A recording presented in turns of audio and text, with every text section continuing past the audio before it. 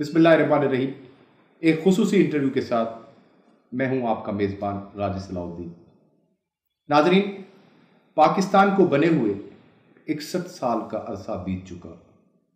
اس 61 سال میں 3 آئین بنے، 4 مارشل لا نافذ کیے گئے، 2 وزیر اعظم قتل ہوئے اور 2 وزیر اعظم جلاوطن کیے گئے۔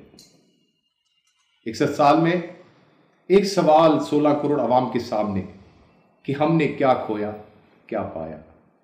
آج ہم کہاں کھڑے ہیں؟ ملکی سیاست، ملکی معیشت اور ملک میں جمہوریت کا مستقبل کیا ہوگا؟ آج پاکستان جمہوری استحکام ہے؟ کیا ہم اپنے اداروں کو مستحکم کر سکے ہیں؟ کیا پارلیمنٹ بالادست ہے؟ کیا عدلیہ آزاد ہو چکی ہے؟ اور کیا اس ملک میں جمہوری استحکام آگے بڑھ رہا ہے، اس کا تسلسل ہے، یا پھر اس جمہوریت کا مستقبل تاریک ہونے جا رہا ہے؟ آج میرے ساتھ ایک بہت بڑی شخصیت، مذہبی، روحانی، سیاسی طور پر وہ ایک عرصہ خاموش رہے، لیکن میری خوش قسمتی کہ آج وہ ایک طویل عرصے کے بعد تمام انٹرنیشنل اور نیشنل صورتحال پر تفصیل کے ساتھ گفتگو پر راضی ہوئے ہیں۔ تنظیم الاخوان کے سربراہ حضرت مولانا محمد اکرم امان صاحب، آپ کی بڑی مہربانی۔ موجودہ صورتحال کو آپ کس طرح دیکھتے ہیں؟ ایک طویل عرصے بعد جو ہے وہ آپ اپنی سیاسی خاموشی کو توڑ رہے ہیں، اور میرے لیے خوشی کا باعث ہے کہ جو ہے وہ آپ اس صورتحال میں اپنے جو ہے وہ ناظرین کو، اس ملک کے عوام کو کیا دیکھ رہے ہیں آپ؟ بسم اللہ الرحمن الرحیم، الحمدللہ رب العالمین، والصلاة والسلام علی حبیبہ محمد وآلہ وصحبہ اجمعین۔ صلاح الدین بھائی، ہم بڑا لمبا سفر کر کے، بڑی قربانیاں دے کر، بڑی جد و جہد کے بعد آج پھر ایک ایسی جگہ پر کھڑے ہیں جہاں ہمارے سامنے کوئی نشان منزل نہیں۔ قوموں کی حیات جو ہوتی ہے وہ جب تک منزل متعین نہ ہو تو وہ ڈگمگاتی رہتی ہے۔ قومی زندگی کا کوئی دھارا بنتا نہیں جب تک آپ کے سامنے آپ کا ٹارگٹ واضح نہ ہو۔ ہم آج جس جگہ پہنچے ہیں 61 برسوں کے بعد، اس جگہ بھی ہمارا روز کا کام، روز جسے آپ ایڈ ہاک بیسس کہتے ہیں، اس پہ چل رہا ہے۔ ہمارے سامنے کوئی متعین منزل نہیں ہے، کوئی ایسا ٹارگٹ نہیں ہے جو ہم نے اچیو کرنا ہے، کوئی ایسا نشان نہیں ہے جہاں تک ہم نے پہنچنا ہے، اور کوئی جو جب ہمارے سامنے کوئی ٹارگٹ آتا ہے اسے اچیو کرنے کے لیے ہمیں بنیادی تبدیلیاں کرنی پڑتی ہیں۔ ایسی تبدیلیاں جو لوگوں کو جو انفارمیشن پہنچتی ہے اس میں بھی آئیں، لوگوں کی جو سوچ بنتی ہے اس میں بھی آئیں، لوگوں کا جو ایک کریکٹر بلڈنگ ہے اس میں تبدیلی آئے، تب جا کر قوموں کو نتائج حاصل ہوتے ہیں۔ ہم یہ سمجھیں کہ جس افراتفری کا ہم شکار ہیں اور جو جس کے جی میں آتا ہے وہ کر گزرتا ہے، قتل ہو رہے ہیں، ڈاکے ہو رہے ہیں، خودکشیاں ہو رہی ہیں، خودکش دھماکے ہو رہے ہیں، کسی کی کوئی منزل نہیں ہے۔ یعنی جو کر رہے ہیں، میں یہ سمجھتا ہوں کہ جو دہشت گردی ہو رہی ہے، یہ جو دہشت گردی کر رہے ہیں، یہ بھی محض ان کی اپنی ایک سوچ ہے۔ وہ سمجھتے ہیں کہ اس طرح کوئی ٹارگٹ اچیو نہیں ہوگا۔ ایسا تو نہیں مرنے والے کو یہ پتہ نہیں کہ میں کیوں مر رہا ہوں، کوئی پتہ مارنے نہیں، والے کو یہ پتہ نہیں میں کیوں مار رہا ہوں، کوئی پتہ نہیں، کوئی پتہ نہیں، کیونکہ کسی کے پاس کوئی ٹارگٹ نہیں۔ اب مرنے والے کے سامنے کوئی ایسا ٹارگٹ نہیں کہ جو وہ مر کے اچیو کر لے گا، اور جو مر رہا ہے اسے کوئی پتہ نہیں، اور کوئی بندہ، یعنی کہنے کو تو ہمارے حکمران 16 کروڑ کہتے ہیں، لیکن میری ذاتی رائے میں ہماری آبادی 21 کروڑ سے بھی شاید زائد ہو، کیونکہ ہماری جو مردم شماری ہوتی ہے اس میں بے شمار لوگ رہ جاتے ہیں، کوئی انہیں پوچھتا نہیں۔ آپ کراچی کی مردم شماری اور حقیقی آبادی دیکھ لیں تو کتنا فاصلہ ہے، اسی طرح لاہور، راولپنڈی کو دیکھ لیں۔ کراچی کی تو ویسے تو آفیشیل 2 کروڑ ہے، لیکن اس سے زیادہ 1.5 کروڑ 2 کروڑ سے زیادہ ہے۔ نہیں زیادہ ہے، کم از کم 4 کروڑ ہوگی۔ اگر آفیشیل 2 کروڑ ہے تو وہ یقیناً 4 کروڑ ہوگی، اور بے شمار ایسی جھگیاں، ایسی جگہیں، ایسے گھر ہوں گے جن پر کوئی خانہ شماری کا نمبر نہیں ہوگا، جس کے افراد حضرت نہیں 18 فروری سن 2007 کے عام انتخابات سے 16 مارچ تک کولیشن حکومت سے عدلیہ کی بحالی تک ملک کس ڈگر پر چل رہا ہے؟ میں نے عرض کیا نا آپ کو کہ یہ روزمرہ کے کام ہیں، جو سامنے آ گیا اس کے پیچھے لگ گئے. تو یہ ایڈاکزم ختم کیوں نہیں ہوتا؟ اس ایڈاکزم پر اسٹیٹ کو تو نہیں چلایا جا سکتا. لیکن ہماری تو چل رہی ہے. اب یہ معجزہ سمجھیں یا کرامت سمجھیں، تو یہ ملک خود بھی ایک بہت بڑا معجزہ ہے. اس کو معجزے کے تحت چلایا جا رہا ہے. ملکوں کو معجزے کے تحت تو نہیں چلایا، ایک سسٹم کے تحت چلایا. لیکن یہ بات ہمارے ان لوگوں کے سمجھنے کی ہے جو ملک چلانے کے ذمہ دار ہیں. دیکھیں، ملک اس لیے قدرت کسی کے سپرد نہیں کرتی کہ وہ چند روز حکومت کر لے، اور یہ ٹارگٹ رکھنا کہ ہمارے 5 سال گزر جائیں، یہ غلط ٹارگٹ ہے. یعنی 5 سال میں آپ نے کیا تعمیر کی کہ جو آئندہ قوم کے لیے اس راستے پر چلنے کے لیے رہنمائی کرے. یعنی 5 سال گزارنا مقصد نہیں ہے. میں بڑے بڑے لوگوں کی تقریریں سنتا ہوں اور اس میں سمجھتا ہوں کہ یہ کہتے ہیں جی وہ کامیاب حکومت ہے جو 5 سال پورے کر لے. بھئی 5 سال پورے کرنا مقصد نہیں ہے. مقصد یہ ہے کہ 5 سال میں آپ نے قوم کو کیا دیا، کیا مثبت تبدیلی آئی، قوم کہاں کھڑی تھی، آپ اسے لے کر کہاں پہنچے، اور اسے راستہ بھی دیا، نشان منزل بھی دیا کہ ابھی منزل اتنی دور ہے، آپ کو آگے چلنا ہے. تو وہ ہم نہیں کر رہے. ہم چل رہے ہیں روز کے مسائل کو روز کس طرح ڈیل کیا. اس میں لیڈرشپ کا جو ہے وہ قصور ہے، عوام کا قصور ہے، کس کا قصور ہے، ذمہ دار کون ہے؟ عوام بیچارے، تو میں یہ سمجھتا ہوں کہ ہمارے عوام بے اختیار ہیں. عوام کے پاس جو یہ کہا جاتا ہے نا، جو ووٹ کا اختیار دیا جاتا ہے، یہ جو ووٹ کا اختیار دیا جاتا ہے، اس کے لیے بھی کسی کو یہ تربیت نہیں دی گئی کہ ووٹ میں کیا پاور ہے اور اس کے کیا ذمہ داریاں ہیں، اور آپ نے کس نیت سے ووٹ دینا ہے اور اس کے نتائج کیا ہوں گے. برادری ازم پہ ووٹ دینا، پیسے لے کر ووٹ دینا، محض ایک دھڑداری بنا لینا، اس پہ ووٹ دینا. آپ بتائیں مجھے کہ کون سا الیکشن آپ کا مارل جو ویلیوز ہیں ان پر ہوا؟ کون سا بندہ مارل ویلیوز پہ منتخب ہوا؟ اب تو پارٹیاں حضرت منشور بھی نہیں لاتی. ہاں بالکل. تو یہی تو مصیبت ہے. شخصیت کو دیکھا جاتا ہے، پرسنالٹیز کا. بنیادی بات یہ ہے جی کہ اس ملک پر مسلمانوں کی 700 سال حکومت رہی، پورے بر صغیر پر. ان 700 سالوں میں ملک کی حالت کیا تھی، اور جب انگریز آیا اور اس نے ملک کیپچر کیا، لوگ نااہل ہو گئے. وہی مسلمان تھے جنہوں نے اس ملک کو ترقی دی، انہی کی اولاد تھی. جب وہ اس مارل کریکٹر سے نیچے آ گئی، تو جب انگریز آئے ملک کی حالت کیا تھی، یہ میں آپ کو یہ شہادت دیتا ہوں اس کی، لارڈ میکلس کی.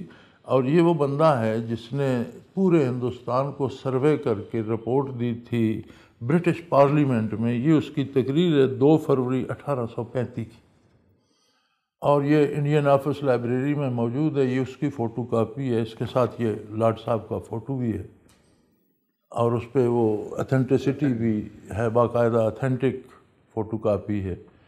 تو اس میں یہ کہتا ہے I have travelled across the length and breadth of the India, and I have not seen one person who is a beggar. یہاں آپ اندازہ کریں کہ کیا نظام سلطنت رہا تھا کہ پورے ہندوستان میں بنگال سے لے کر مکران تک اور ہمالیہ سے لے کر دکن تک، وہ کہتا ہے I have seen not a single person beggar who is a thief. کوئی بیگر نہیں تھا، کوئی چور نہیں تھا. Such wealth I have seen in this country. یعنی اس طرح سے یہ ملک مالا مال تھا. And high moral values. اخلاقی اقدار اتنی بلند تھیں کہ کوئی مانگتا نہیں تھا، کوئی چوری نہیں کرتا تھا. People of such caliber that I do not think we would ever conquer this country. یہ اس کے الفاظ ہیں کہ ان کو فتح کرنا یہ ممکن نہیں ہے. Unless we break the very backbone of this nation. جب تک ان کی کمر نہ توڑ دی جائے، یہ بیک بون کو توڑا نہیں جائے گا. اور بیک بون کی نشاندہی کرتا ہے which is her spiritual and cultural heritage. روحانی اور جو ان کی تہذیبی اقدار ہیں وہ ان کی بیک بون ہے. And therefore I propose that we replace her old and antique education system. ان کا جو نظام تعلیم ہے اور وہ انٹیک ہے، یعنی بے مثال ہے، اس کی دنیا میں مثال نہیں ملتی، اسے ہمیں توڑنا ہوگا. ہر کلچر اور اس کا جو تہذیبی ورثہ ہے اسے گم کرنا ہوگا. For if the Indians think that all that is foreign and English is good and greater than their own, they will lose their self-esteem, their native culture, and they will become what we want them, a truly dominated nation. بڑا clear جو ہے وہ اس نے تاریخ جو ہے picture, یہ ہماری تاریخ ہے. اور پھر اس بندے نے اور ولیم میور نے مل کر ہمارا ایجوکیشن سسٹم بنایا. آپ دیکھ لیں دنیا کے جتنے تعلیمی نظام ہیں پوری دنیا میں، آپ امریکہ میں جائیں، رشیا میں جائیں، چائنا میں جائیں، تو بنیاد اس نظام کی یہ ہوتی ہے کہ اس بچے کو بتاتا ہے کہ تم کون ہو، ہو آر یو، تمہاری نیشنلٹی کیا ہے، تمہارا عقیدہ کیا ہے، اس کی اقدار کیا ہیں، اور تمہیں کیا بننا ہے، اور اس کے لیے تم کیا کر سکتے. اس کے بعد ریاضی، اور اس کے بعد سائنس، اور اس کے بعد میڈیکل، اور اس کے بعد ہسٹری، اور اس کے بعد یہ وہ سارے آتے ہیں. لیکن وہ بچہ جب بنتا ہے تو وہ اس قوم کا بچہ ہوتا ہے. ہمارے اب نظام تعلیم کو دیکھ لیں، بندہ 4 دفعہ ایم اے کر جائے، پی ایچ ڈی کر لے، اسے وضو کا طریقہ نہیں آتا، اسے یہ نہیں پتہ چلتا کہ ہمارے قومی ہیرو کون ہے. میں آپ کے ٹیلی ویژن پہ دیکھتا رہتا ہوں، مجھے بڑا دکھ ہوتا ہے، حقیقتاً دکھ ہوتا ہے کہ آپ ہمیں اقوال سناتے ہیں مغربی ماہرین کے کہ فلاں نے یہ کہا، فلاں نے یہ کہا. یار کبھی بھول کر کوئی مسلمان قوم میں بھی ایسے دانشور ہوئے ہوں گے جنہوں نے دنیا کی رہنمائی کی، آپ ان کے قول ہمیں کیوں نہیں سناتے؟ ابھی تک ہم سے وہ جو غلامی کا بیج انہوں نے بویا تھا وہ نکلا ہی نہیں. ہم اپنے ہیروز کو اون ہی نہیں کرتے. اور یہ تو بڑا مشہور مقولہ ہے قائد اعظم مرحوم کا کہ ایک قوم کا ہیرو جو ہوتا ہے وہ مخالف قوم کا بدترین دشمن ہے.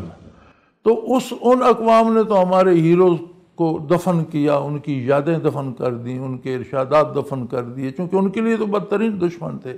لیکن کیا ہم انہیں اب تک اون کر سکیں؟ ہم نے انہیں اپنایا؟ میں تو حیران ہوتا ہوں کہ ٹی وی پہ ہمیں شاذ و نادر کبھی کوئی رسول اللہ کا قول یا سیدنا علی رضی اللہ تعالیٰ عنہ کا قول، ایک آدھ قول کبھی کسی تیسرے چوتھے دن، ورنہ سارے مغربی ہیروز کے اقوال آتے ہیں. تو یہ قومی سوچ کی عکاس ہے نا. آپ کا میڈیا تو ایک تصویر دکھاتا ہے، جو کچھ ہم سوچتے ہیں وہی آپ دکھاتے ہیں کہ نہیں؟ صحیح، بالکل صحیح. تو ابھی تک ہم اسے اون نہیں کر سکے. کیوں ہم نے ملک کیوں تقسیم کیا تھا؟ مجھے یہ سوال تنگ کرتا ہے کہ کیوں کروڑوں لوگوں کی عزتیں لٹیں، کروڑوں لوگ راستے میں مارے گئے، غریب لوگ تھے بیچارے، ایک بچہ ہے، ایک بچی ہے، ایک بڑھیا ہے، ایک بابا ہے، 2 بیل ہیں، 10 بیگھے زمین ہے.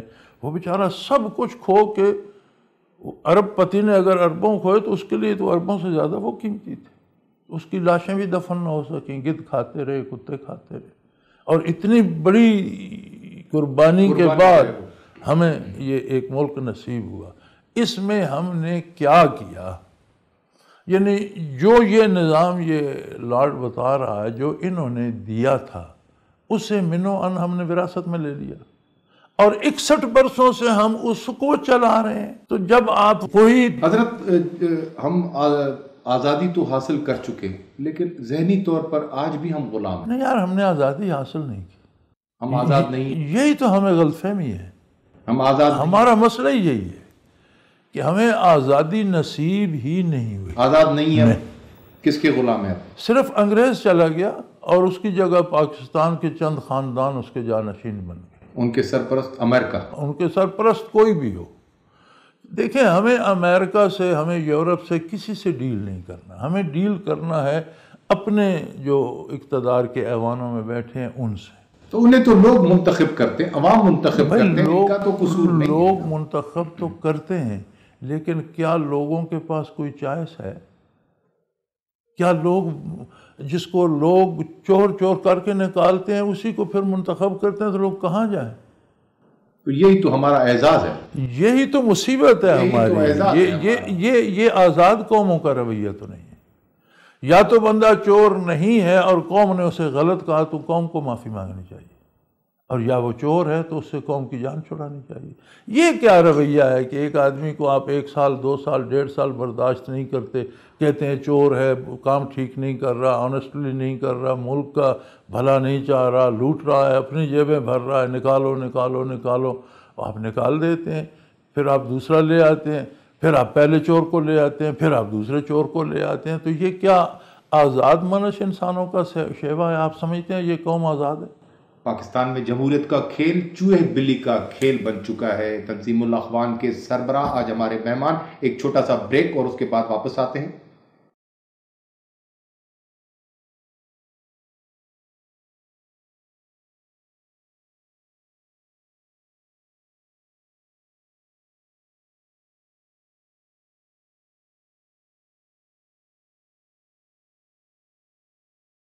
Welcome back. تنظیم الاخوان کے سربراہ مولانا محمد اکرم امان آج ہمارے مہمان۔ حضرت، محترمہ بے نظیر بھٹو کی شہادت نے خطے کی سیاسی صورتحال کو بدل کر نہیں رکھ دیا؟ گزارش یہ ہے جی کہ ہم نے ایک محترمہ کو نہیں کھویا، ہم نے بہت سے نامور لوگ اور بہت قابل لوگ جو ملک اور قوم کی خدمت کر سکتے تھے، بہت سے لوگوں کو کھویا۔ اور میں یہ سمجھتا ہوں کہ ہمیں قومی طور پر، یا اگر آپ پارٹی ہی کہہ لیں تو میں سمجھتا ہوں کہ پارٹیوں کو بھی کہنے کی باتیں، تقریریں بہت ہوتی ہیں، لیکن اس کا کوئی، میں نہیں سمجھتا کہ انہیں کوئی افسوس ہوا ہو یا کسی نے کوئی سبق سیکھا ہو۔ افسوس کہنے سے نہیں ہوتا غازی صاحب، افسوس کا مطلب یہ ہے کہ آپ اس مشن کو، اس کام کو کس تیزی سے لے کر آگے بڑھتے ہیں۔ یاد میں ایک کمانڈر شہید ہو جاتا ہے تو دوسرا صرف کہے کہ مجھے اس کا بہت افسوس ہے، لیکن فوج کو لے کر بھاگ جائے، تو کون سا افسوس ہے؟ افسوس کا اظہار تو اس نے کیا جو بے جگری سے لڑا اور اس مشن کو مکمل کیا اور وہ مورچے فتح کیے۔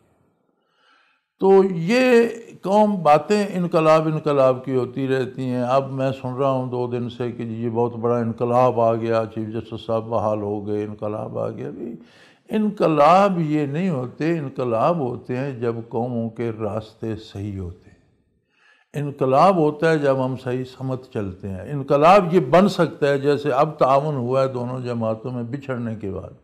تو میرے خیال میں دونوں کو یہ سبق سیکھنا چاہیے کہ یہ ایک مرتبہ پھر بچھڑنے کے لیے ملے ہیں؟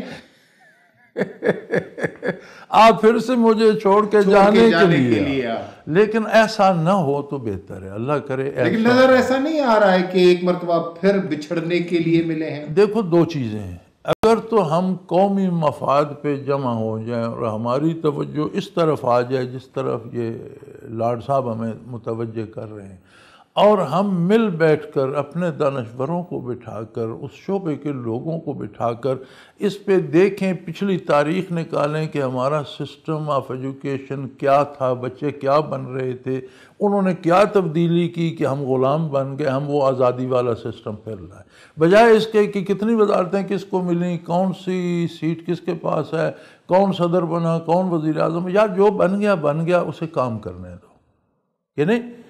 اسے اپنا عرصہ پورا کرنے دو، قوم اس کا احتساب کر لے گی جب اس کا عرصہ پورا ہوگا۔ اس نے اچھے کام کیے ہوں گے، شاید دوبارہ اسی کرسی پہ وہی آ جائے، اچھے نہیں کیے ہوں گے، شاید لوگ اسے بدل دیں گے۔ اس کام کو اس کے وقت پہ رہنے دو، جب اس کا وقت آئے گا دیکھا جائے گا۔ لیکن اب کرنے کا یہ کام ہے کہ حکومت بھی، اپوزیشن بھی مل کر اس کا جائزہ لیں۔ اچھا، ہمارے وزیر تعلیم آتے ہیں، وہ کہتے ہیں دینی مدارس میں انگریزی پڑھو۔ یار یہ ایک عجیب سی صورتحال ہے۔ آپ اپنے کالجز میں، ہمارے وزیر تعلیم کو تو یہ بھی پتہ نہیں کہ قرآن شریف میں 30 پارے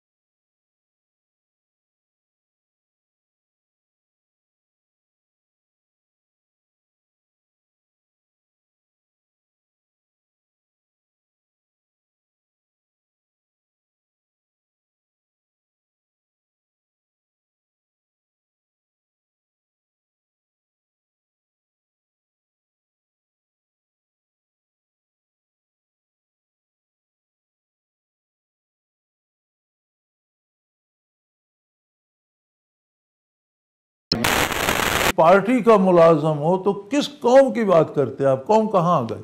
جو بھی کہتے ہیں حضرت کے جو ہے وہ جس قوم کی آپ اور ہم بات کرتے ہیں یا میڈیا بات کرتا ہے اس قوم کو تو نیشن کو نیشن بننے ہی نہیں دی گیا. یہ تو ایک ہجوم ہے. یہی تو وجہ ہے نا. 16-17 کروڑ اب دیکھیں نا، یہ ہجوم ہے. جب یہ قومیں بنتی ہیں نا تو قومیں پروجیکٹ بناتی ہیں، حکومتیں بدلتی رہتی ہیں، پالیسی جاری رہتی ہے، چونکہ وہ قومی پالیسی ہوتی ہے اور قوم تو وہی ہے، حکمران بدلا، نیشنل پالیسی ہوتی ہے. نیشنل پالیسی ہوتی ہے. اب بش لاکھ برا صحیح، اس نے بہت ظلم کیے، لیکن کیا آتے ہی ہر چیز ریورس ہو گئی؟ نہیں ہوئی. پالیسیاں وہی کنٹینیو، پالیسیاں وہی ہیں، اکثر منسٹر وہی ہیں جو بش کے ساتھ تھے. بے شک اوباما چینج لائے گا، لیکن آرام سے آہستہ سے اس کا کوئی طریقہ کار سمجھ کر کہ کس طرح عراق سے جان چھڑائی جائے یا کس طرح افغانستان سے جان اگر وہ چھڑانا چاہے گا تو بھی اس طرح نہیں کرے گا کہ اگلے پریزیڈنٹ کو چور چور کر کے کنڈیم کر کے تو یکسر وہ ریورس گیئر لگا دے. ایسا نہیں ہوگا. گوانتانامو بے جیل جو بند ہو رہا ہے اس کے لیے بھی 1 سال کا عرصہ وہ لے رہا. حالانکہ وہ کلیئر کٹ بات تھی کہ ابھی سے بند کر دو، لیکن نہیں، ایک آرڈر کے ذریعے بند کیا جا سکتا تھا، لیکن اس کے لیے بھی 1 سال عرصہ لے رہا. اور ہمارے یہ ہوتا ہے کہ ایک سڑک بن رہی ہے، حکومت بدل گئی، سڑک بند کر دو.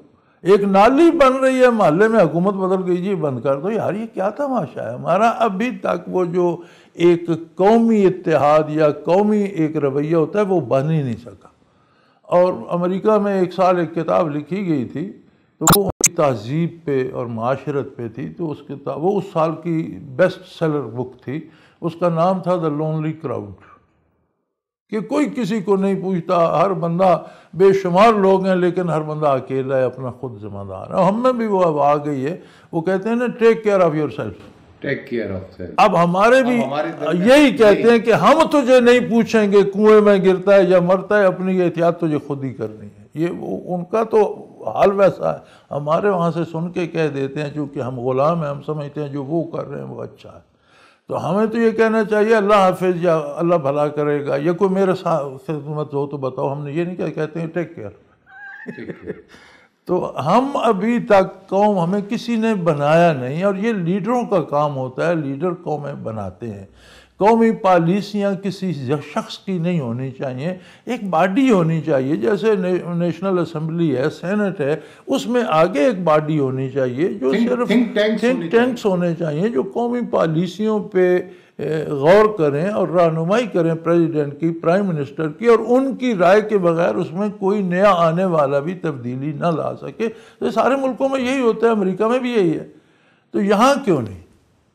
کیا امریکہ اس خطے میں کوئی جغرافیکل چینج لانا چاہ رہا ہے؟ سعودی عرب کے ذریعے ماڈریٹ طالبان سے بات چیت کی جا رہی ہے، ایران سے نئے تعلقات استوار کیے جا رہے ہیں، عراق سے واپسی کی بات کی جا رہی ہے، افغانستان میں فوج کی تعداد کو بڑھایا جا رہا ہے. تو کیا خطے میں ایک جغرافیکل چینج؟ جب ڈیزرٹ اسٹارم شروع ہوا تھا، عراق نے قبضہ کیا کویت پر اور امریکہ نے چڑھائی کر دی، اور یہ جب اس کا نام انہوں نے ڈیزرٹ اسٹارم رکھا. تو یہاں جمعے کے خطاب میں نے بات کی تھی، اس سے آج 38 سال ہو گئے. میں نے یہ بات کی تھی کہ میں یہ دیکھ رہا ہوں کہ امریکہ معاشی طور پر تباہ ہو جائے گا. تو بہت سے لوگ جمعے کو بہت سے لوگ آ جاتے ہیں، اس میں بہت سے. کتنا وقت ہو گیا حضرت؟ اسے تقریباً 8 سال ہو گئے. تو اس کے بعد ایک ساتھی نے میرے ساتھ، وہ میرے پاس باہر دفتر میں جمعے کے بعد بھی آیا، دوسرے دن آیا کہ بھی آپ نے یہ کیسے کہہ دیا، دنیا کا کوئی اکانومسٹ یہ بات نہیں کر رہا اور آپ نے خواہاں کہہ دیا، تو لوگ آپ کو کیا کہیں گے کہ یہ ایسی بات کہہ دیتے. میں نے کہا میرے بھائی کیسے بچے گا امریکہ؟ اس نے کہا امریکہ خرچہ لے رہا ہے سعودی عرب سے، امریکہ لے رہا ہے مڈل ایسٹ سے، تو سارے جنگ کے اخراجات تو وہ دے رہے ہیں، کویت سے لے گا، فلاں سے لے گا فلاں. میں نے کہا میرے بھائی ایک بات سوچی آپ نے، جن ریاستوں کا آپ نام لے رہے ہیں ان کا سارا سرمایہ پہلے امریکن بینکوں میں ہے. یہ کیا دیں گے؟ یہ یہاں سے سرمایہ نہیں دیں گے، یہ چیک دیں گے. خرچ وہی سرمایہ ہوگا جو امریکن اکانومی میں چل رہا ہے، وہ مسلمانوں کا ہے یا مڈل ایسٹ کا ہے یا فار ایسٹ کا ہے یا لوٹ کا ہے یا شہنشاہ ایران کا ہے یا مارکوس کا ہے. تو کہیں سے بھی امریکہ کو جو ملے گا وہ چیک ملے گا. سرمایہ تو وہ خرچ ہوگا جو امریکہ کی اکانومی میں آلریڈی چل رہا ہے. تو اکانومی کس کی ڈاؤن جائے گی؟ اگلے دنوں میں مجھے ملنے آیا اور کہنے لگا جی مجھے 8 سال بعد اس بات کی سمجھ آئی ہے جو آپ نے 8 سال پہلے کی تھی، آج واقعی وہ ہو گیا۔ ہمیں سمجھنے کے لیے بھی 8 سال کا 8 سال چاہیے تھے۔ تو قوموں کا ویژن ہونا چاہیے کہ آج جو بندہ پریزیڈنٹ ہاؤس میں یا پرائم منسٹر ہاؤس میں بیٹھے وہ آج سے 50-100 سال آگے دیکھ رہا ہو کہ کیا ہوگا، آج جو ہم کر رہے ہیں اس کا نتیجہ 10 سال بعد کیا ہوگا، 8 سال بعد کیا ہوگا، 20 سال بعد کیا ہوگا، تب جا کر جو اس کی جگہ ہے اسے دیکھنا چاہیے کہ اس کی پالیسیز میں اگر کوئی خامی ہے تو انہیں بہتر کیا جائے۔ یہ کیا بات ہے کہ جی اب پنجاب میں آئے میاں صاحب آئے تو انہوں نے چیف سیکرٹری فوراً ایک بدل دیا، پھر آئی جی بدلا، وہ بدلا، گورنر راج آیا، وہ سارے پھر بدل گئے، اب پھر میاں صاحب آئیں گے پھر سارے بدل جائیں گے۔ تو یار اس تو مطلب ہے یہ تو ذاتی ملازم ہوئے نا، قومی ادارے تو نہ ہوئے۔ اب یہ سارے جو چیف ہیں اداروں کے چیف ہیں، ادارے قوم کے ہیں یا ذاتوں کے؟ ہمارے ملک میں نیشنل انٹرسٹ کے بجائے پرسنل انٹرسٹ پر فیصلے کیے جاتے ہیں، اور یہی پرسنل انٹرسٹ کے فیصلے ملک کو تباہی کی طرف لے جاتے ہیں۔ تنظیم الاخوان کے سربراہ آج میرے مہمان، ایک چھوٹا سا بریک اور پھر واپس آتے ہیں۔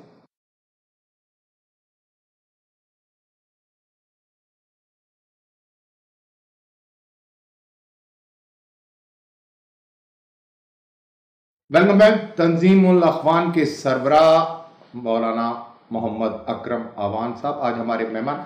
مولانا صاحب ایک بہت اہم سوال آپ کے سامنے رکھوں گا، کیا ملک کی سلامتی کے فیصلے ایک کمزور لیڈرشپ کے حوالے کیے جا سکتے ہیں؟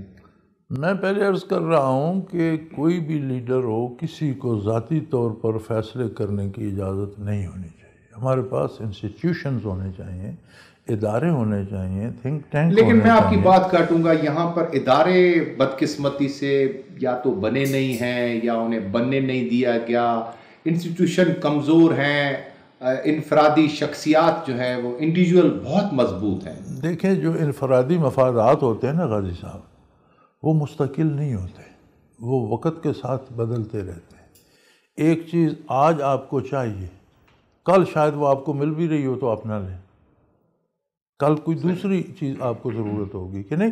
پرائرٹیز چینج ہو جاتی ہیں، پرائرٹیز وقت کے ساتھ ذات کی پرائرٹیز چینج ہوتی ہیں، چونکہ ذات نے کچھ روز رہنا ہوتا ہے، گنتی کے دن ہیں ہر بندے کے پاس۔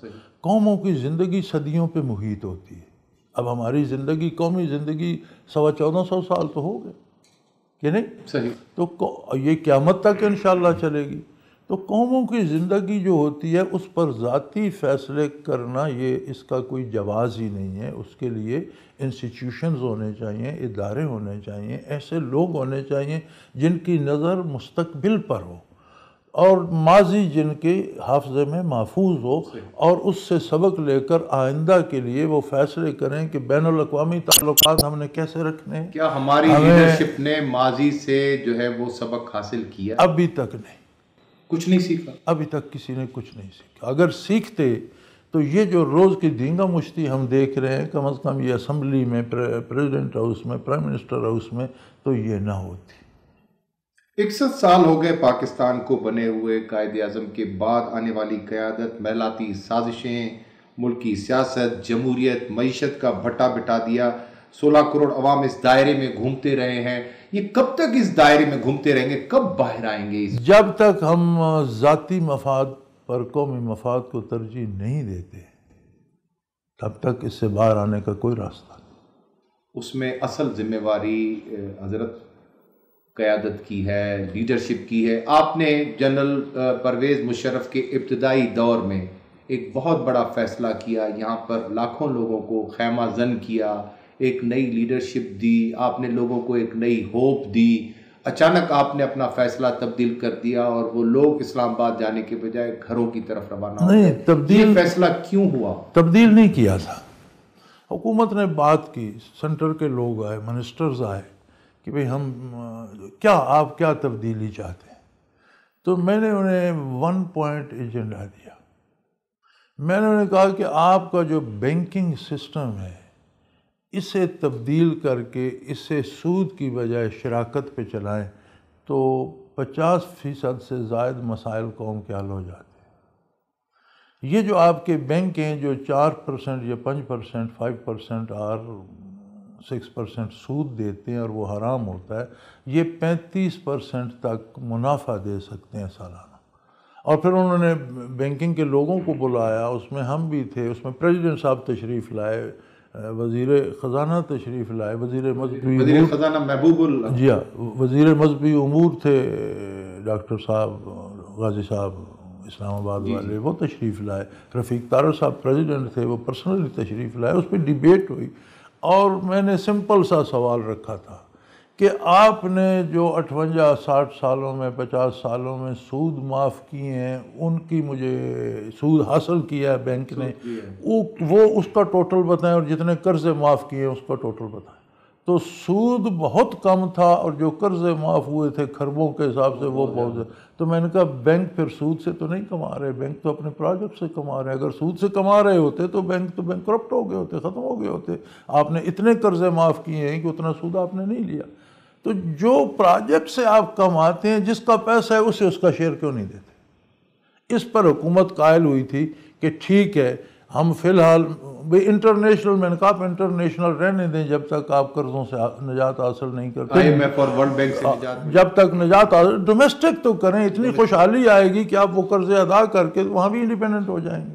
تو اس پر کوئی کنسنسس نہیں بن سکتا؟ نہیں، کنسنسس بنا، اور پھر وہ افغانستان والی انٹرونشن آ گئی، وہ ایک رشیا افغانستان میں رشیا تو پہلے آیا ہوا تھا، رشیا چلا گیا تھا، پھر امریکن انٹرونشن آ گئی، تو اس میں دیر تو لگی، لیکن چلو انہوں نے گرتے پڑتے اتنا کر دیا کہ اسلامی بینکنگ کی بھی اجازت دے دی، بینک کو پرمیشن دے دی۔ لیکن اب ہماری مصیبت یہ ہے کہ قوم کو یہ چیزیں تعلیم نہیں کی گئی۔ اب حق یہ تھا کہ قوم سارا سرمایہ سود سے نکال کر اس میں رکھ دیتی تو وہ از خود وہ سسٹم پہلے ایجوکیٹ کیا جاتا نا قوم کو بتایا ہی نہیں یار۔ وہ میں نے آپ سے پہلے کہا کہ ایجوکیشن سسٹم کو کسی نے چھیڑا ہی نہیں، ایجوکیٹ کہاں سے ہوگا بھائی؟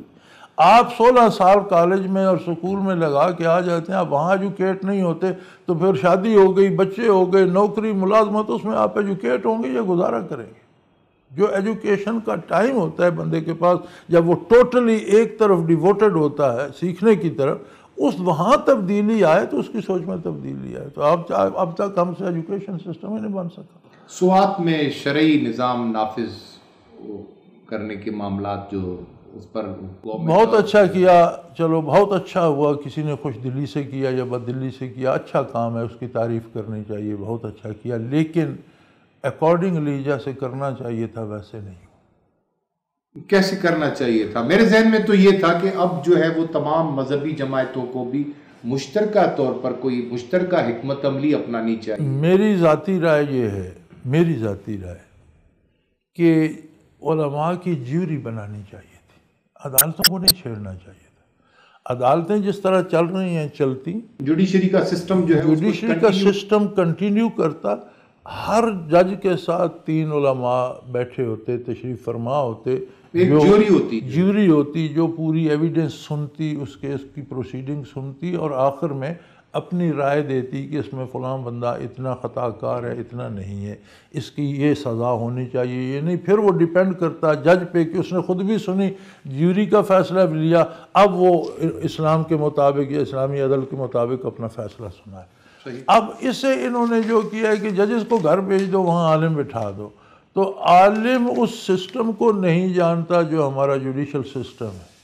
جو سسٹم کو جانتا تھا اسے آپ نے نکال دیا۔ اب عالم جو فیصلے دے گا کل آپ ہی کہیں گے کہ یہ غلط ہے، یہ ظلم ہو رہا ہے، یہ زیادتی ہو رہی ہے، یہ انصاف ہی نہیں ہو رہا۔ میں نہیں سمجھ رہا کہ اس طرح کام چلے گا۔ اگر آپ کے خیال میں یہ جو ہے وہ پائیدار نہیں ہے؟ میرے خیال میں چونکہ اکارڈنگلی نہیں ہے نا، آپ جو کام قاعدے کے مطابق نہیں کریں گے وہ وقتی طور پر تو چل سکتا ہے، ہمیشہ نہیں چل سکتا۔ قبائلی علاقوں میں بڑھتے ہوئے امریکی دباؤ، پریشر، اس حوالے سے امریکی انتظامیہ باراک حسین اوباما کے نئے آنے کے بعد ایسا محسوس نہیں ہوتا کہ جو ہے وہ امریکنز خود چاہتے ہیں کہ وہ نیٹو کے ذریعے قبائلی علاقوں پر خود آ جائیں؟ میں قبائلی علاقوں کا چپا چپا پھرا ہوں، میرے سفر نامے گرد سفر میں ان کی تہذیب کے نقوش بھی آپ کو ملیں گے، ان کی عادات بھی، ان کے خیالات بھی، ان کے نظریات بھی، اور تاریخ کا حصہ ہے کہ 100 برس انگریز نے ان کے ساتھ گزارا کیا، سمجھوتا کر کے گزارا کیا ہے، لڑ کے دیکھا اور پھر اس نے سمجھا کہ یہ بات لڑائی سے ختم ہونے والی نہیں۔ قبائلی علاقے جو ہیں ہمارے پاس بلا تنخواہ کے لاکھوں سپاہی ہیں، جن کے پاس امنیشن بھی اپنا ہے، اسلحہ بھی اپنا ہے، کپڑے بھی اپنے ہیں، تنخواہ بھی نہیں لیتے، اور جب آپ کو ایمرجنسی پڑتی ہے آپ ایک دفعہ کال کریں تو لشکروں کے لشکر آ جاتے ہیں۔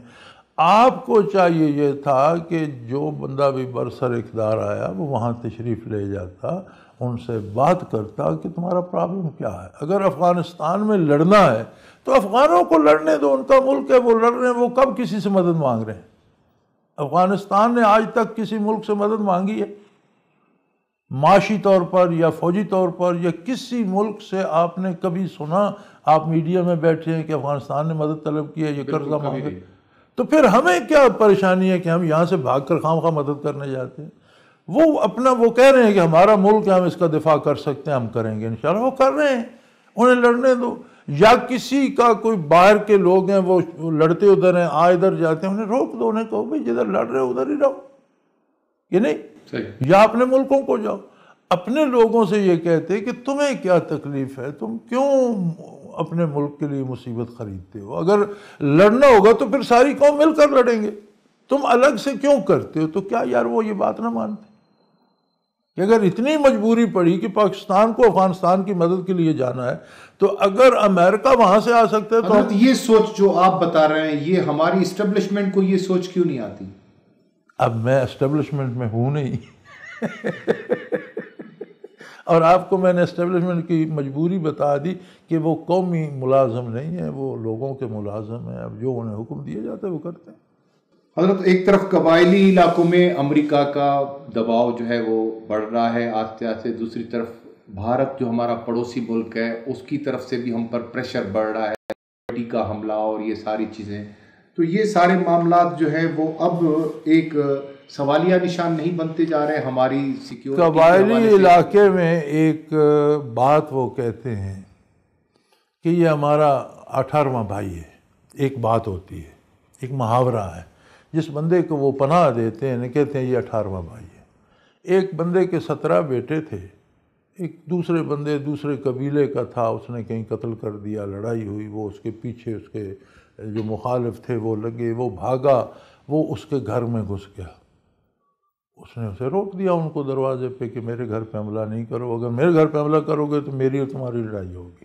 ان کا ہمارا بندہ اندر ہے، اس نے کہا نہیں یہ میرا 18واں بیٹا ہے، جب میرے گھر آ گیا تو یہ میرا 18واں بیٹا ہے۔ اب وہاں یہ محاورہ بنا ہوا ہے کہ کوئی کسی کو پناہ دے تو کہتے ہیں یہ میرا 18واں بھائی ہے۔ گزارش یہ ہے کہ جو دشمن گھر آ جائے اسے پناہ دینے کی جان کی بازی لگا دیتے ہیں، اگر پریزیڈنٹ یا پرائم منسٹر ملک کا ان کے پاس جائے تو کیا وہ اسے قتل کر دیں گے؟ وہ جانیں لڑا دیں گے، بجائے ان پر ڈرون حملوں کے اگر یہ ہماری قیادت چل کر جائے، اپوزیشن والے چلے ہماری جائیں، قیادت تو ان کو جو ہے ایوان صدر میں بلا لیتی ہے، جو ہے وہ خود ایوان صدر میں بلانے کا تو مقصد یہ ہوتا ہے کہ جیسے ہم انہیں غلام سمجھتے ہیں اور آؤ میری بات سنو، وہ نہیں سنتے۔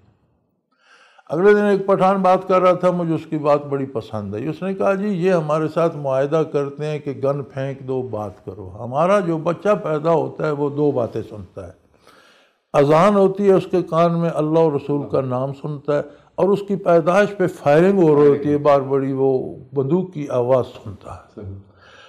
اب ساری عمر پیدا ہوتے ہوئے پہلی آواز آتی دی ہے جو ایک گدھا بھی نہیں اٹھا سکتا، یعنی میرے اپنے پوتے سکول آتے ہیں تو ڈرائیور گھر سے بستے اٹھا کر گاڑی میں رکھتا ہے اور پھر گاڑی سے یہ بھی کہیں کہ کلمہ چھوڑ دو ہمارے ساتھ بات کرو۔ اگر کسی نے ہمارے ساتھ بات کرنی ہے تو ہمارے گھر آ جائے، دیکھیں ہم اس کی بات مانتے ہیں نہیں مانتے، ہمیں سمجھائے وہ کیا چاہتا ہے، ہم سمجھائیں گے ہماری ڈیمانڈ، تو یہ مسئلہ تو حل ہو جاتا ہے۔ یہ کوئی ایسی بات نہیں ہے، امن قائم ہو سکتا ہے، لیکن تکلیف کرنی پڑے گی، لیڈران کرام کو جانا پڑے گا، جانا چاہیے اصولاً۔ حضرت آپ کے خطابات میں غزوۃ الہند کا بڑا ذکر ہوتا ہے، اس کا ذرا آپ ذکر۔ غزوۃ الہند کا ذکر میرا نہیں، نبی کریم صلی اللہ علیہ وسلم کا ہے۔ نسائی شریف میں حدیث موجود ہے نبی کریم صلی اللہ علیہ وسلم کی، آپ نے فرمایا کہ آخری زمانے میں 2 جماعتیں ایسی ہوں گی جو بلا حساب جنت میں جائیں گی، جن کا حساب کتاب نہیں ہوگا۔ پوچھا کہ یا رسول اللہ وہ کون ہوگی؟ فرمایا ایک جماعت وہ ہوگی جو غزوۃ الہند میں شریک ہوگی، اور دوسری وہ ہوگی جو نزول عیسیٰ علیہ السلام پر عیسیٰ علیہ السلام کے ساتھ تعاون کر کے جہاد کرے گی۔ یہ دو جماعتیں ایسے ہوں گی جو بلا حساب جنت میں جائیں گی۔ پہلے حضور کی پیش گوئی تھی کہ جو قسطنطنیہ جو فوج فتح کرے گی بلا حساب جنت میں جائے گی، کچھ صحابہ کرام کے بارے اہل بدر بلا حساب جنت میں جائیں گے، تو یہ چیزیں پہلے تھیں، یہ حضور نے فرمایا۔ اور حضرت ابو ہریرہ راوی ہیں، اس کو فرماتے ہیں کہ اللہ کرے میں غزوۃ الہند کو پار ہوں تو مارا جاؤں تو کہیں ابو ہریرہ شہید ہے، اور زندہ رہوں تو کہیں ابو ہریرہ غازی ہے اور یہ غزوۃ الہند کا غازی ہے۔ تو لوگوں نے حسرت کی اس پہ کہ اس کو ہم پائیں۔ اس میں عجیب بات یہ ہے کہ نبی صلی اللہ علیہ وسلم کی دو باتیں اس میں قابل توجہ ہیں، تو حضور کا ہر حرف اپنے اندر ایک تفسیر رکھتا ہے۔ دو بڑی خاص باتیں، ایک تو آپ نے فرمایا غزوۃ الہند۔ الہند جو ہے یہ برما سے لے کر کابل تک یہ سارا الہند ہے، بر صغیر الہند ہے۔ آپ نے اس میں کسی حصے کا یا پاکستان کا یا کسی صوبے کا اس کا مطلب یہ ہے کہ یہ جنگ جو ہوگی پورے بر صغیر کو لپیٹ میں لے گی۔ دوسری بات جو آپ نے اس میں فرمائی غزوہ، یہ بڑی قابل توجہ بات ہے کہ حضور کے زمانے میں بھی جو جنگیں ہوئیں جن میں حضور بنفس نفیس شریک ہوئے اسے غزوہ کہا گیا، جن میں کسی کو کمانڈر بنا کے بھیجا اسے سریہ کہا گیا۔ اسے حضور نے جو کبھی ہوگی ابھی تک نہیں ہوئی اسے غزوہ قرار دیا، تو اس کا مطلب ہے کہ حضور صلی اللہ علیہ وسلم کی توجہ بھی اس میں اتنی ہوگی جیسے بنفس نفیس شریک ہے، اس لیے غزوہ کہا۔ تو یہ ضرور ہوگا، اور جب میں تو آج سے یعنی اپنے ملکی اداروں پہ اعتماد ہی نہیں کیا گیا، یہ تو بڑا لیک آف کانفیڈنس ہے، اور یہی وہ جو قومیں ہم پر حکومت کرنا چاہتی تھی ہمیں پیدا کرنا چاہتی تھی کہ ان میں لیک آف کانفیڈنس ہو۔ سکہ ایک کر دیا انہوں نے، پاسپورٹ کی پابندی اور ویزے کی پابندی ہٹا دی، ممالک ایک ہو رہے ہیں، ایک طاقت بن رہے ہیں اور اسلام مسلمانوں کو گھیر رہے ہیں ہر جگہ۔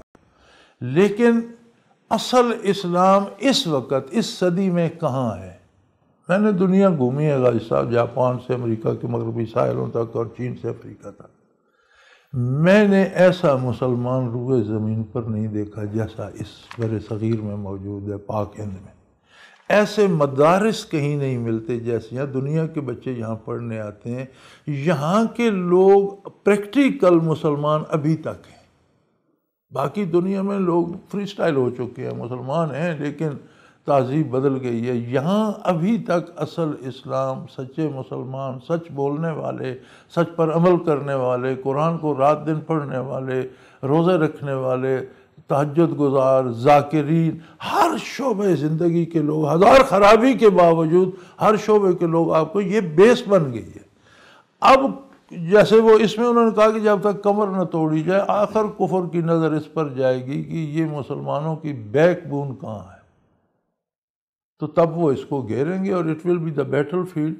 اور خوشخبری کی بات یہ ہے کہ فتح اسلام کی ہوگی اور یہ سارا بر صغیر اسلامی ریاست بنے گا اور پھر روئے زمین پہ اسلام پھیلے گا۔ اس غزوۃ الہند کو کتنا قریب دیکھ رہے ہیں؟ چونکہ نبی کریم صلی اللہ علیہ وسلم نے اس کی کوئی تاریخ نہیں بتائی، آپ نے اس کی طرف اشارہ تو فرمایا لیکن وقت تو معین نہیں فرمایا، لہذا کسی کی حیثیت نہیں ہے کہ وہ کوئی دن مقرر کرے۔ حالات کا جائزہ ہم لے سکتے ہیں کہ اب صدیوں دور نہیں ہے، جو کچھ حالات اب صدیوں کا معاملہ نہیں رہا، اب شاید سالوں کا معاملہ ہے۔ ایک آخری سوال آپ سے، بڑا جو ہے وہ دلچسپ سوال اس سارے انٹرویو کا جو ہے وہ، پیر پگارا آپ کے متعلق ہمیشہ کہتے ہیں کہ آپ جنرلوں کے پیر ہیں، کیا ہے؟ پیر صاحب بہت مہربان ہیں اور بہت اچھے ہیں، اور پیر صاحب بڑے جہاندیدہ بھی ہیں، اور پیر صاحب کی نظر بڑے دور تک ہے۔ تو پیر صاحب جو بات کہتے ہیں وہ غلط نہیں کہتے۔ آپ جنرلوں کے پیر ہیں؟ بھئی میں خود جرنیل ہوں، جرنیل کو رینک سے نہیں بنتا، میں جرنیل اسے سمجھتا ہوں جو صاحب رائے ہو اور اپنی رائے کا اظہار بھی کرنا جانتا اور اس پر ڈٹ جانا بھی جانتا ہو، ہی از دا جنرل۔ تو میرے ساتھ خاک کا بندہ بنایا ہوا آپ لگا دیں، آپ اس بندے کو پھر موڑ نہیں کر سکتے، اس میں ایک نئی روح آ جاتی ہے۔ تو یہ میرے ساتھ جتنے سارے جرنیل ہیں، اس لیے کہ یہ سارے فیصلے سننے، کرنے اور فیصلوں میں مشورہ دینے کے اہل ہیں۔ آپ نے دیکھا جماعت ساری کو، ان میں ایک آزادی فکر اور ایک مستقبل کی فکر، قوم کی، ملک کی اور دین کی اور آخرت کی، ہم بیک وقت یہ چیزیں فیڈ کرتے ہیں. تو ہم لگے ہوئے ہیں تعمیر قوم میں، ہم غافل تو نہیں ہیں. ہم تو یہ چاہتے ہیں کہ یہ فکر عام ہو جائے، اور اللہ کرے. تو میں سمجھتا ہوں واقعی یہ لوگ سارے جرنیل ہیں، جو کوئی جرنیل صرف فوجی جرنیل نہیں ہوتے. تعبیر قوم سے تعمیر قوم تک ایک طویل سفر جس کا آغاز قائد اعظم محمد علی جناح نے کیا تھا، اب اس سفر کو کس طرح منزل مقصود تک پہنچانا ہے. جمہوریت کا یہ سفر، عوام کا یہ سفر، روٹی کپڑا مکان سے سوشلزم اور سوشلزم سے نظام مصطفیٰ تک عوام نے کئی تحریکوں چلائیں، لیکن انہیں حاصل کیا ہوا، یہ ہمیشہ سوال 16 کروڑ عوام کے سامنے رہے گا کہ کیا کھویا کیا پایا. حضرت آپ کی بڑی مہربانی، آپ نے ہمیں ٹائم دیا. اسی کے ساتھ غازی صلاح الدین کو اجازت دیجیے. اللہ حافظ.